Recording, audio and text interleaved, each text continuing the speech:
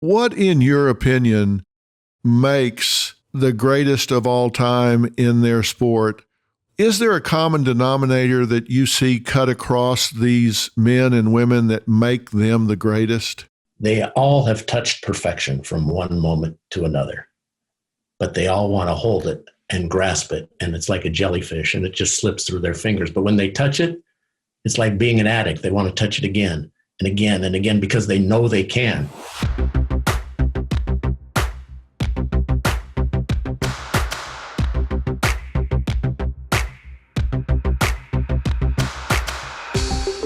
A national champion, an Olympic gymnast, an Emmy-nominated documentarian. Think about what it takes to achieve one of those things, let alone those three. I'm talking about Jennifer Say. You got really started in this at a young age, right? Yeah, I was about 6 when I started, which is not unusual. It's a fun sport for little kids. And you have to remember, I was starting in the 70s. This was just a few years after Title IX had passed, which gave girls and young women kind of equal opportunity to play sports and do sports in college. There weren't a ton of options for girls in sports. I was sort of choosing between dance, cheerleading, and gymnastics. And Nadia Comaneci hit the stage and the world stage in 1976, and I was completely enamored. Right. As one was, because she was a kid. She was 14 years old, and we all related to her. And I was doing sort of rec classes at the time, but then I just became completely obsessed with gymnastics. But we didn't have other choices. There weren't soccer teams and all this other stuff that my daughter can play anything my son plays. Those opportunities weren't really there in 1976. Yeah. When did you know that it was more than a sport, a hobby, an interest, that it was a real life passion for you? It sounds crazy to say it, but I was probably 7. I mean, I loved it so much. And the thing about gymnastics, which is becoming less true, which I'm grateful for, is it was always viewed as a sort of young, or at least as when I did a young girl sport, a child sport. And so you had this very narrow window of opportunity. It was sort of viewed that you couldn't really do it past 16 or 17. And so the intensity started very young. And so by 7, I was going 4 days a week for 2 or 3 hours at a time at 7 years old, which seems kind of insane. And I started competing at 7, and I made elite, which is the highest level that you compete for a spot on the national team, by the time I was 10. Wow. I've known some gymnasts that have done that sort of thing, and I watched what it did to them and to their families, making sacrifices, actually moving to get them to coaches and all of that. It affects a lot. It affects everybody in the family. It absolutely does. And I think, I had some challenges with my family as I left the sport for a long time. But as I look back now and as a parent myself, I think I was a very difficult child to parent. I was very driven. I wanted to go to the next level. I wanted to go to the next club, and I wanted to, it wasn't enough to make the national team. I wanted to be in the top 6. Like, I don't know what you do with a kid like this. And my parents did absolutely everything they could to support me. Now, one could argue they went too far because the entire family then sort of revolved around me doing this sport. And when it became a bad situation for me and I was very physically damaged and emotionally just falling apart, and I wanted to leave, that was just unthinkable at that point for my family because they'd sacrificed so much. They put so much into it, and it's like, now you want to quit? Are you kidding me? Dr. Corey Joerger is an NBA psychotherapist and author of a great book called How Am I Doing? 40 Conversations to Have with Yourself. I've read it cover to cover, and I'm going to talk about not all 40 of these conversations because I want you to buy the book and read it. You don't just need to read it, you need to use it, but we're going to talk about that today. How did you get on this path, doing the things that you're doing? What got you interested in helping people actualize themselves and be all of who they can be? So my grandmother, when I was a young kid, at about age, I think I was about 10 years old, she pulled me to the side and said, "Son, you have a gift. And the reason I'm telling you that I see this gift in you is because I have it. And it's called discernment." I didn't really know what my grandmother was talking about, but I had watched her be a person that people came to continuously, engaged with, asked questions. And she moved with such a wisdom, Dr. Phil, that I was intrigued. I don't think I understood why I was intrigued, but I was. So I think I early on had a sense that engaging with others, supporting others was and would be important to me. And then I found a way to couple that intrigue with academic pursuit. I had played football at Long Beach State out here in LA, but didn't get my degree while I was going to school. I thought I was going to be a pro offensive lineman and make millions of dollars. That didn't happen, and then I didn't have my degree. So found my way back into the academic endeavors. My wife pushed me. She kept saying to me, honey, you have to get your degree so the boys know that we both have our degree. I was working at Ford Motor Company on the line, working, busting my butt. So started going back to school at night and fell in love relatively quickly with the psychological realm. It was really interesting to me. And as I pursued that and got that BA, I thought maybe I should do therapy. I didn't really know what it entailed, but it was the best choice in my life. My wife pushed me to do that. And she's been a cornerstone to a lot of the things that I've pursued over the course of my life. Well, you're working with pro athletes now, the Detroit Pistons, and I wrote a op-ed piece not too long ago for Sportico. It had to do with the NFL draft. I said the NFL's just getting ready to mint a new class of millionaires, and I wanted to talk about what they're not telling them. What they're not telling them is that they're going to have, on average, just a little over 3 years of a career. Yeah. And that 80% of them, 2 years after being out of the league, are going to be in financial distress and or bankrupt. But they don't tell them that, but yet that's what happens.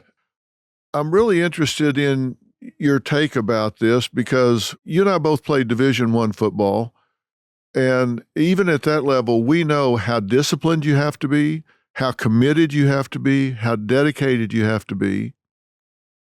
Now take it to the next level, the professional level, which is what, 2-3% of those that play college football make it at that level. So we're talking about intelligent, dedicated, disciplined young men, but yet within 5 years, they're going to be in life and financial distress, depressed and out of control. How's that happening? You know, I think there are so many factors, Dr. Phil, that go into what you just said. And one of the leading factors is all of a sudden, I'll just briefly tell a quick story. I had a kid that got drafted. And he got drafted, and we were sitting and talking after the draft. And he said, Doc, before the draft, I looked at my bank account. I couldn't even take a $20 bill out. I had $12 in my bank account. I get drafted, I sign, $12 million in my bank account. But no one had discussed with him what that movement looked like and how that would play out and how you had to be financially astute and understanding that all of these people will be coming to you and you can spend it frivolously and lose it, or you can figure out a different way. There's no one really, Doc, having those deep conversations with them, maybe at a surface level. At the rookie symposium, they may talk a little bit about it. But oftentimes these young men are coming from financial situations where it was a struggle. And then all of a sudden I have all of this and I don't know what to do with it. And everyone wants a piece of it. So I think that balancing act is extremely difficult. And all the while that you're balancing that and trying to figure it out, you must perform. You said 2 to 3 years, 4-year career is almost a long career in the NFL or the NBA these days. So no one is having these extremely important conversations, and the kids look back after 4 or 5 years and they've lost it all. Dr. Annie Shadel is herself a 2-time NCAA national track and field champion, winning in the 1,500 meters outdoors and the mile indoors. Now she has a PhD in health education and promotion. Her research focused on understanding the psycho-emotional and psychosocial challenges, preparation, and responses of Olympic gold medal winning athletes, and she holds a BS in exercise science. Tell people what it is you do, what it is you focus on, because this isn't mental health, this is mental performance. Yeah, so I think just for my own athletic journey, so we follow our passions in life. So a little bit about my story was just really liking understanding how we push our bodies, how we push those limits, understanding from the physiological standpoint. So my exercise science degree, really wanting to understand that. And through that journey, I discovered just how powerful that mind is. And I saw myself drawn to and wanting to know more about those that were successful, right? And how did they do what they did, and how did they continually stand at the top of the podium, right? Win the national championships, win whatever championship you're after. And so through that, I discovered more of the psychology aspects and just how powerful our mind is, and just how much our mind just shapes everything that we do.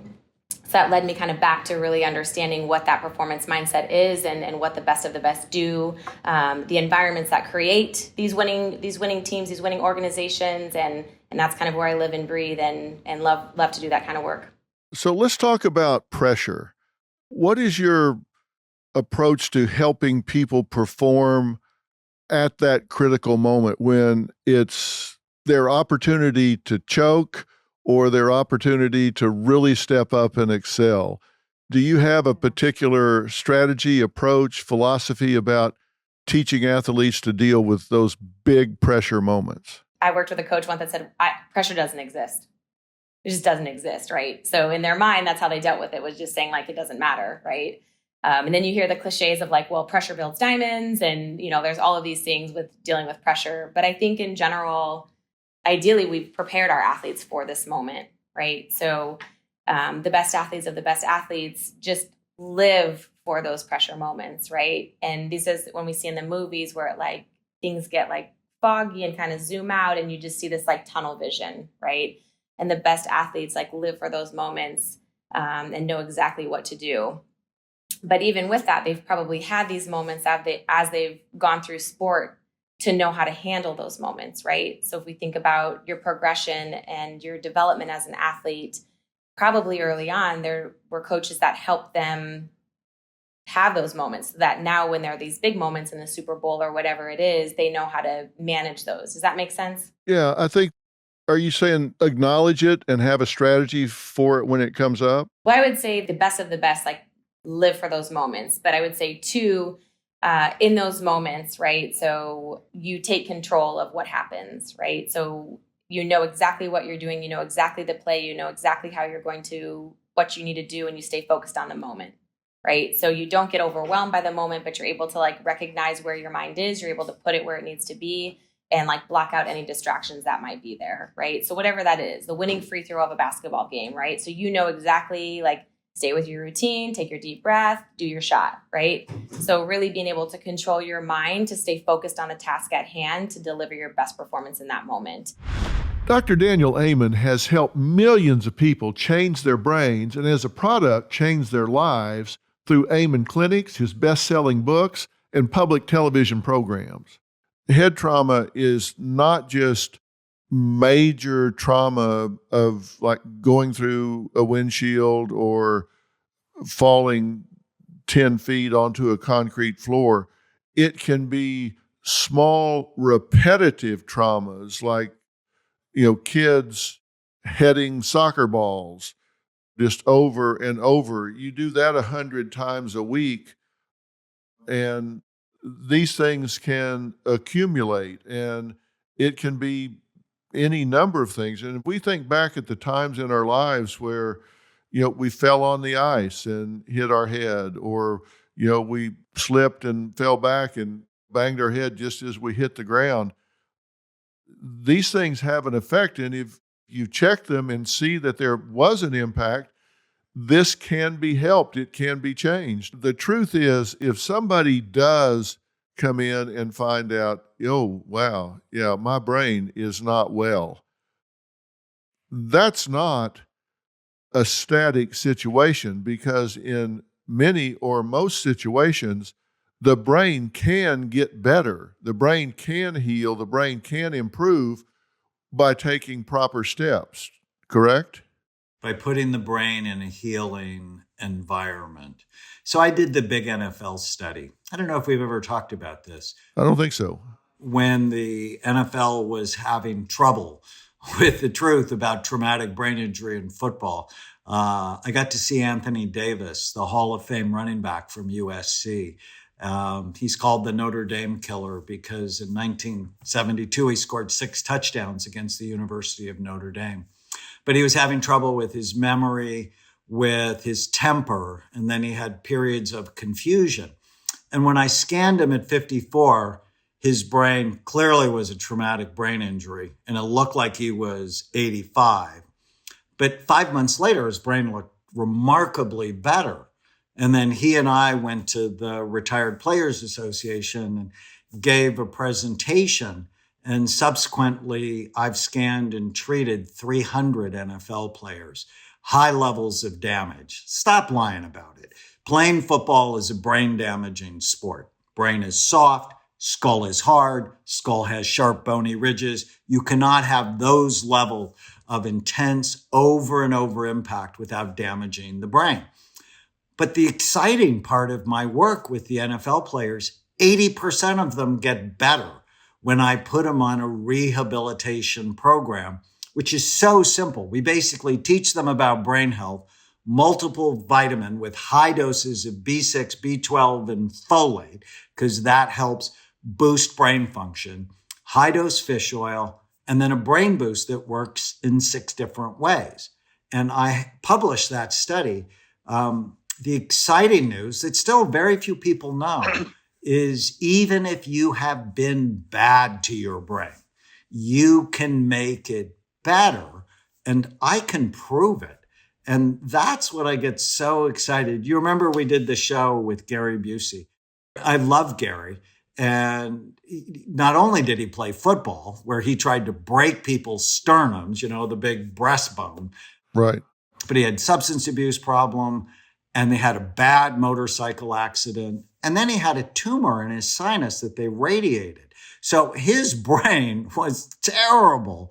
But by doing the right things, he's now got a show on Netflix and, he's able to work. They say integrity is what you do when nobody's watching. And that's what he did when nobody was watching. Everybody had gone home. That's for damn sure. I'll just never forget that line written by Bud Greenspan. His brother was a great narrator, a man named David Perry. A voice calls from within to go on. So he goes on. Then the last line in it is, all honor to John Stephen Akwari of Tanzania. Well, that's what these guys do. They honor themselves, they honor their families, they honor the sport, they honor their countries, and they honor humanity when they do this stuff. Absolutely. That's something we should all aspire to.